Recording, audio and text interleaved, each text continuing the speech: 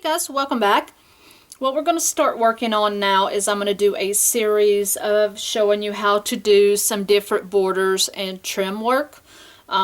So what I have done is I've gotten one of my older granny squares that I've had put away in a basket. I've got lots of unused granny squares.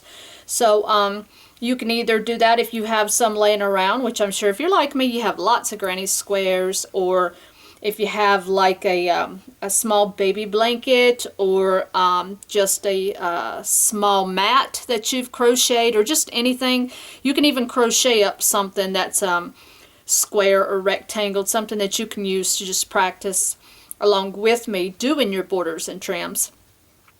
So what I've done is I've just gone ahead. You can use a double crochet row, single crochet row, half double crochet row, whatever you want to do to practice this with. So what I did, because this was a granny square and because it had the gaps, I just went ahead and made a single crochet row. That way you could follow along with me better and we wouldn't have to worry about the gaps. So what I did is I went ahead and started, and I made the full corner here, and I single crocheted all the way across and just did the first 3 here. I didn't do the chain 2 in the other 3. So we're just going to start right here, and the first border that I'm going to teach you is the basic shell border. There's nothing hard about this. Matter of fact, it goes by very quickly. So this is one of the basic ones, and it's one of my favorites because it's one of the larger borders, but it's very beautiful border. So the first thing that you're going to want to do is, like I said, you can make it in single, double, half double, whatever you would like to do. So with the corner stitch here that you're in, and I will bring this in just a little bit more for you. So the first thing that you're going to do is you're going to skip these first 2 stitches, okay? So count them 1, 2, and you're just going to go directly into that 3rd stitch for 5 double crochet, okay? So you just want to go ahead and do 5 doubles here. So 1, 2, 3, 4, and 5. And you want to keep your stitches pulled snug right there because you don't want no big gaps right here. And as you see that it's kind of leaning that way, you want to pull those stitches a little bit there.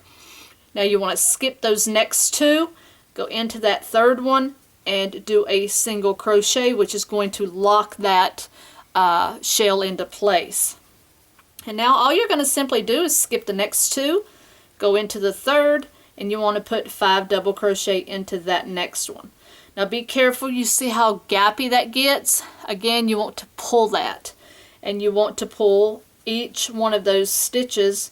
You can't completely stop that from happening, but you can try to make it a little less gappier if you can. It's not always possible, but okay, so there's 4, and then there's 5. Alright, so then you want to skip the next 2, and then you want to single crochet in the next one. Alright, skip the next 2, and then again you're just going to work 5 double crochet into that next one. That's 2, 3, 4, and 5. Skip the next 2 and go into that 3rd one for a single crochet.